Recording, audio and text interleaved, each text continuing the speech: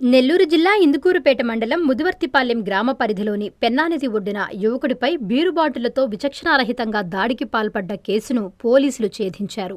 ఈ కేసులో మొత్తం 10 మంది నిందితుల్ని అరెస్టు చేశారు. నేరానికి ఉపయోగించిన 3 మోటార్ బైకులు, 10 సెల్ ఫోన్లను పోలీసులు స్వాధీనం చేసుకున్నారు. పాత కక్షల నేపథ్యంలోనే నాగూరుబాబుపై దాడి చేసినట్లు విచారణలో నిందితులు అంగీకరించారు. ఈ నేపథ్యంలో జిల్లా ఎస్పీ అజితా వేజండ్ల ఆదేశాల మేరకు రూరల్ డీఎస్పీ ఘట్టమనేని శ్రీనివాసరావు నేతృత్వంలో Kovur circle V Sudhakar Reddy, Indukurpet SI G Naveen కుమార్లు డీఎస్పీ కార్యాలయంలో నిందితుల్ని మీడియా ఎదుట హాజరుపరిచి కేసుకు సంబంధించిన వివరాలను వెల్లడించారు. ఎవరైనా శాంతి భద్రతలకు విఘాతం కలిగిస్తే చట్టపరమైన కఠిన చర్యలు తప్పవని సీఐ హెచ్చరించారు.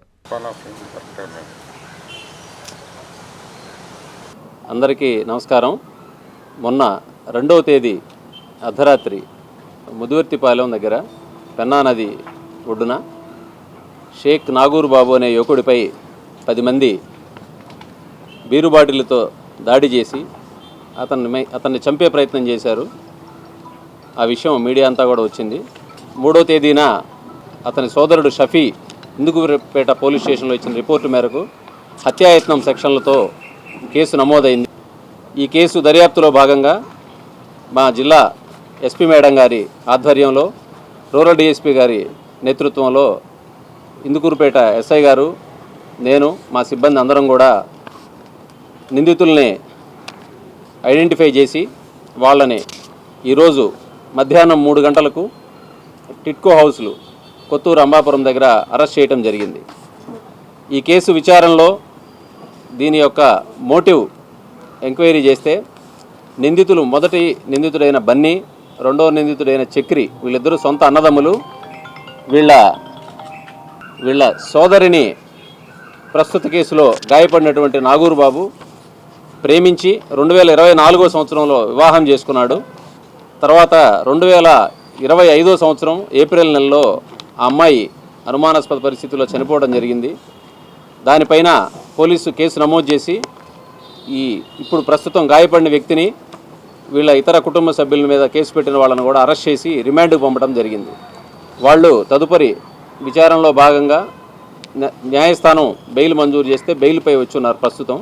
అప్పటి నుంచి ఈ అన్నదమ్ములిద్దరూ అతనిని చంపాలని చెప్పి ప్లాన్ చేసుకొని నిన్న 2వ తేదీ అర్ధరాత్రి ముదివర్తిపాలెంలో గ్రామంలో తిరణాలు జరుగుతూ ఉంది. ఆ రోజు ఆర్కెస్ట్రా ప్రోగ్రాం కూడా ఉంది. ఆ ప్రోగ్రాం దగ్గరికి ఇతను వస్తున్నాడనే సమాచారం తెలుసుకొని వీళ్ళు కూడా అక్కడికి వెళ్ళారు. ఆర్కెస్ట్రా ప్రోగ్రాం అయిపోయి సుమారు 12-12:30 గంటల మధ్యలో వాళ్ళు తిరిగి వెళ్ళే టైంలో వాళ్ళు యూరినల్స్ కోసం ఆగితే ఈ 10 మంది వ్యక్తులు అతని మీద మూకుమ్మడిగా దాడి చేసి బీరుబాటిలతో అతన్ని విచక్షణారహితంగా పొడిచి గాయపరిచారు. పక్కన ఉండేటువంటి షఫీ పెద్దగా కేకలు వేయడంతో ఆ గ్రామస్తులు అక్కడికి వచ్చారని చెప్పి వీళ్ళు అక్కడి నుంచి పారిపోయి వెళ్ళిపోయారు.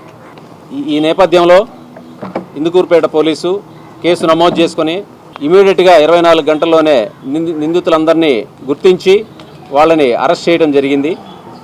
వాళ్ళని రిమాండ్ కోసం ఈరోజు కోర్టులో ప్రొడ్యూస్ చేస్తాం.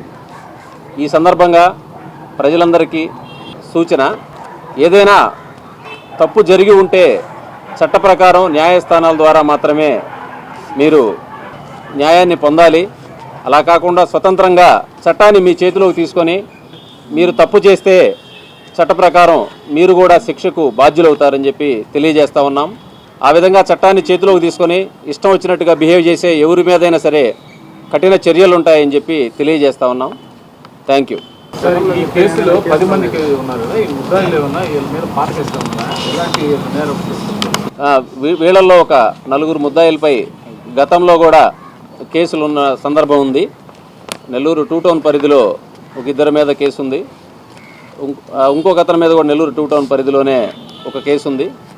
కోవూరు పోలీస్ స్టేషన్ పరిధిలో ఒక కేసు ఉంది. షీట్లు కేసు మాత్రమే ఉన్నాయి వీళ్ళల్లో 4 వ్యక్తుల మీద. మిగతా వారి మీద ఎలాంటి కేసులు లేవు. వీళ్ళంతా కూడా స్నేహితులు, ఒకే స్కూల్లో చదువుకున్న వాళ్ళు సగం మంది ఉన్నారు.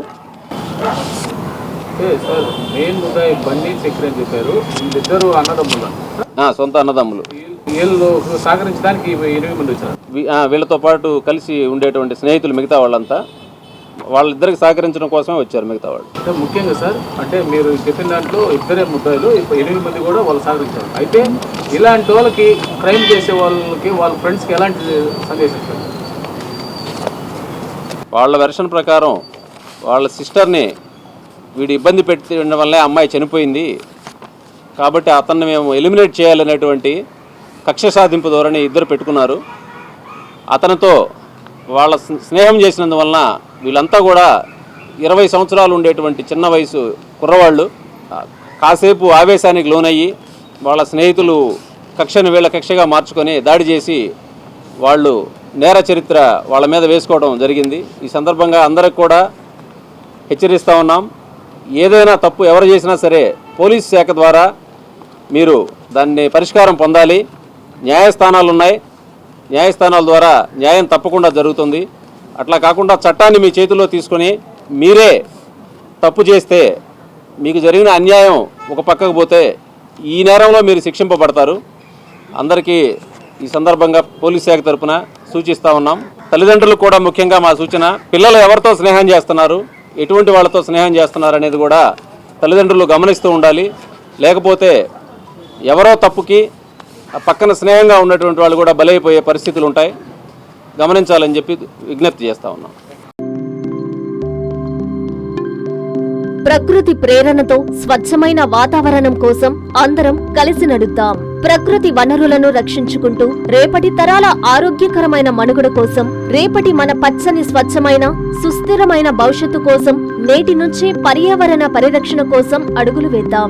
ఇదే నినాదంతో ప్రపంచ పర్యావరణ దినోత్సవం సందర్భంగా జూన్ 5వ తేదీ నెల్లూరు నగరం బీఆర్సీ మైదానం నుంచి గాంధీబొమ్మ వరకు ఉదయం 7 గంటలకు కాలుష్య నియంత్రణ మండలి ఆధ్వర్యంలో నిర్వహించనున్న గ్రీన్ ర్యాలీలో జిల్లా ప్రజానికం, యువకులు, విద్యార్థులు, ప్రకృతి ప్రేమికులు పెద్ద ఎత్తున పాల్గొని ర్యాలీని విజయవంతం చేయాలని కోరుతూ ప్రాంతీయ కాలుష్య నియంత్రణ మండలి Nellore, common biomedical waste treatment facility SS Biocare Nellore.